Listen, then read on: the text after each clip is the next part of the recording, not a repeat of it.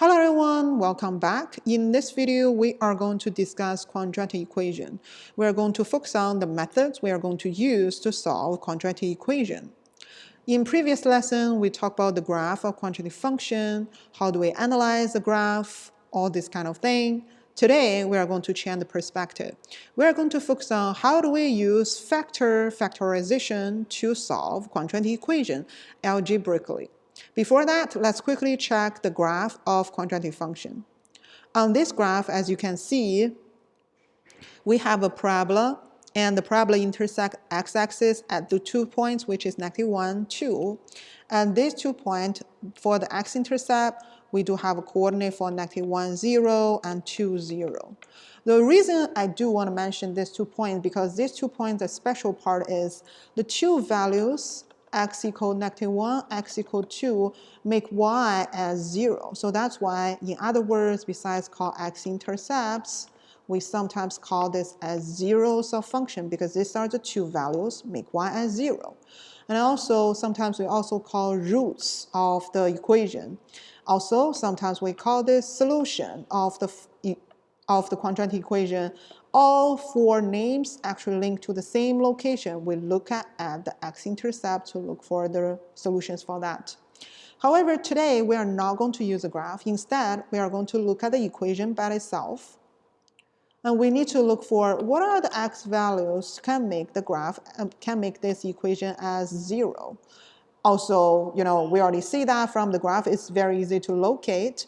But how can we solve algebraically without using the graph? That will be the question we need to answer today.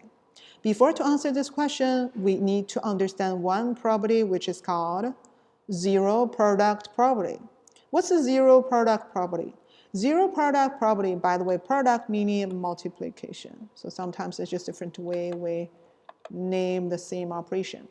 If A times B, this little dot here meaning A times B, sometimes we just read as AB equals 0, then either B A or B equals 0. So what does that mean? That means if we multiply two numbers equal to 0, then one of them must be 0. That's basically the property telling us. Let's quickly check what does that mean in some scenario. For example, I have 3x equal to 0. What does that mean? X must be 0. Or I have 2x minus 4 equal to 0. Then the first part 2 and the second part times x minus 4 is 0. That means one of them must be 0. Then has to be x minus 4 is 0, so x is 4. All we need to do, solve this equation like that. We get this. So this property telling us if you can have two things multiplied together equal to 0, then one of them must be 0. But you may wonder, why do I need to use this property? Question is, when we solve this equation, there's no way we can just solve like a regular linear equation, like move a number around, all those kind of things.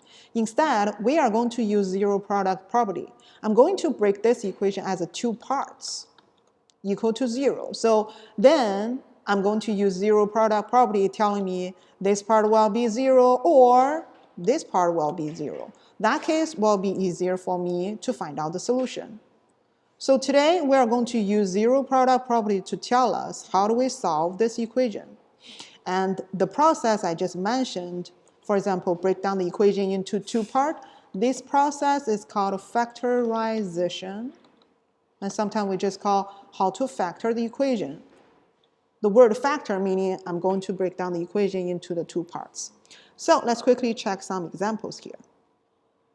The very first two equations, we have x squared minus 3x equals 0 and m squared plus 4m equal to 0.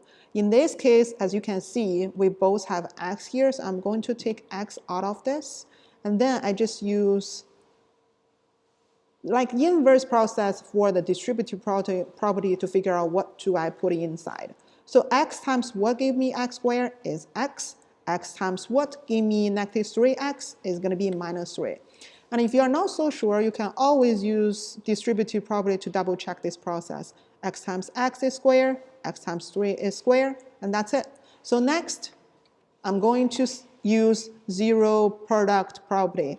Zero product property telling us if two parts multiply 0, then A is 0 or B is 0. So I need to do, right now I have two parts. multiplied together. So that means either x is 0 or x minus 3 is 0. The first one, we already know the solution. Second one, I just need to solve this like a regular equation. And now I have two solutions, x equal to 0 or x equals 3. That's our solution for the first one. Let's check the second.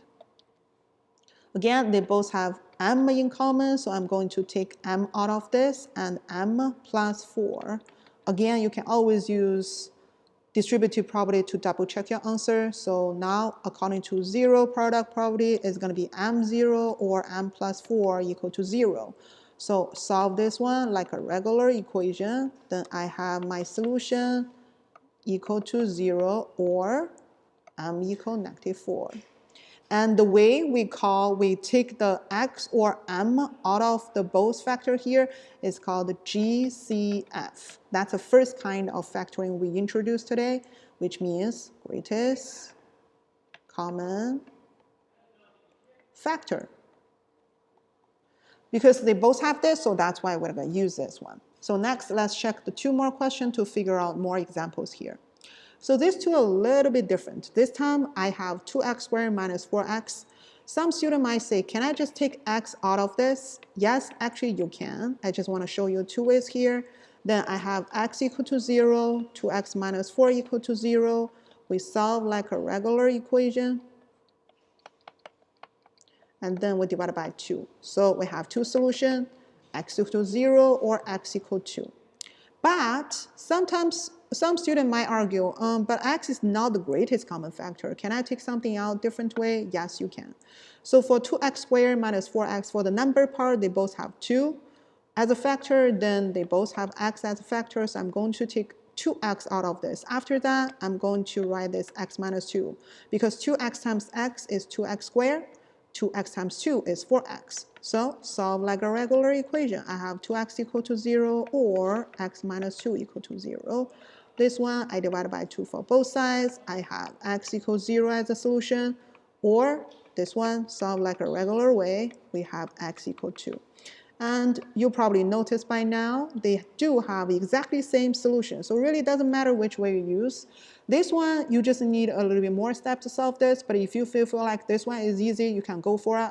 And some students prefer to take all the GCF, greatest common factor, out of this. So it's easy to solve the rest part equation. Really doesn't matter. So now let's check the last question. So this one is a little bit tricky because this one, as you can see, we don't have equal to 0 anymore. Instead, we have 11x here. So, but remember, we need to use 0 product property. So which means we need 0 for this equation. How do I do that? I'm going to minus 11x. In this case, we have 0 for one side. And this, they are the like terms, so I'm going to combine them together. So next, I'm going to just solve this like a regular equation. Again, this time you can take the 3x or just x. I'm going to use 3x as GCF.